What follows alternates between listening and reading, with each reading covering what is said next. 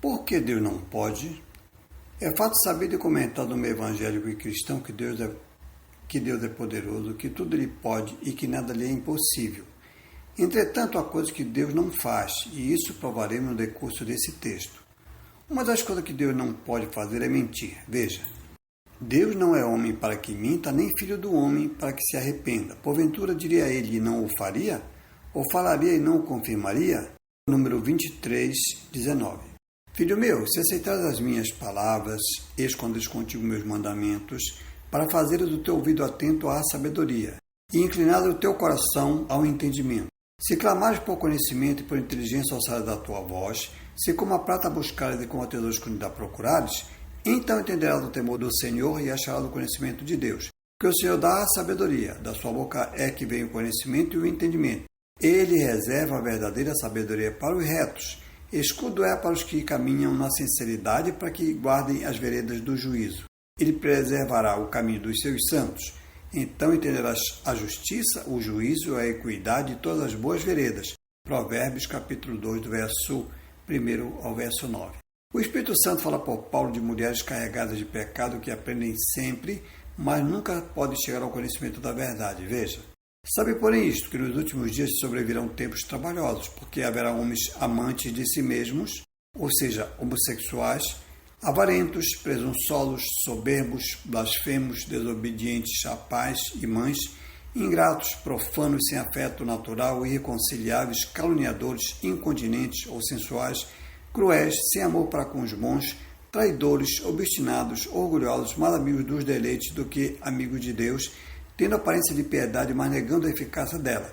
Destes, afasta-te, porque deste número são os que se introduzem pelas casas e levam cativas mulheres nessas carregadas de pecados, levadas de várias concupiscências, que aprendem sempre e nunca podem chegar ao conhecimento da verdade.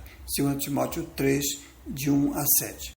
Considerando que, biblicamente, mulher significa igreja, há muitas igrejas que vivem aprendendo, mas não podem chegar ao conhecimento da verdade. E por quê? Porque não cumpre os pré-requisitos estabelecidos por Deus. Andando pelo comércio, aqui e ali, enquanto pessoas lendo a Bíblia, enquanto não tem alguém para atender no comércio que realiza. E eu peço a alguns que leiam Provérbios, capítulo 8, verso 17, que diz: Eu amo aos que me amam, e os que de madrugada me buscam me acharão. E como diz no primeiro texto, falaria Deus e não confirmaria? Por isso, outro texto bíblico diz: E buscar-me-eis e me achareis quando me buscardes com todo o vosso coração. Jeremias 29, 13. E já que ele fala por Salomão que ele ama aos que lhe amam, quem são esses? Disse Jesus: Quem são? Veja.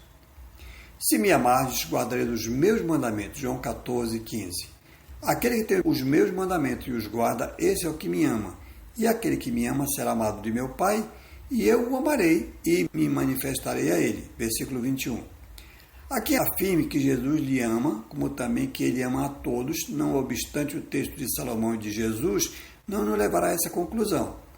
Outro sim, há quem queira que Deus tenha predileção pelo tal, embora este não tenha nenhuma dedicação por ele e até contraria aquilo que ele disse. Veja, que ama o pai ou a mãe mais do que a mim não é digno de mim, e que ama o filho ou a filha mais do que a mim não é digno de mim. Mateus 10, 37.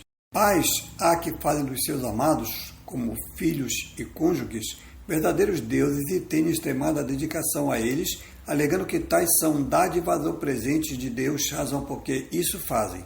Mas, na síntese dos mandamentos, o amor ao próximo vem em segundo lugar, não em primeiro. Veja. E Jesus disse-lhe: Amarás o Senhor teu Deus de todo o teu coração e de toda a tua alma e de todo o teu pensamento. Este é o primeiro e grande mandamento. E o segundo, semelhante a este, é: amarás o teu próximo como a ti mesmo. Mateus 22, 37 a 39. A maioria só se lembra de Deus na necessidade e muitos vivem barganhando com Deus. Te dou isso se tu me deres aquilo, ou te darei isso se me deres tal coisa. Disse Deus que não é possível servir a ele e a mamon, ou a ele e a riquezas. E a condição que ele propôs ao mancebo que o interrogou de como poderia herdar a vida eterna foi que vendesse o que possuía, desse aos pobres e o seguisse. Então ele teria um tesouro no céu. Mateus 19, 21.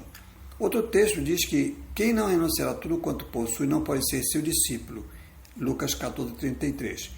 Por isso Deus não pode salvar quem não quer salvação, resgatar quem não quer ser resgatado da sua boa maneira de viver, dá vida eterna a quem recusa observar os seus mandamentos, os quais são a vida eterna, João 12,50, dá uma coroa de glória a quem não o ama guardando os seus mandamentos, tornar como seu filho pela prática da justiça, que são os seus mandamentos, aquele que ainda tem a outro Senhor como Pai.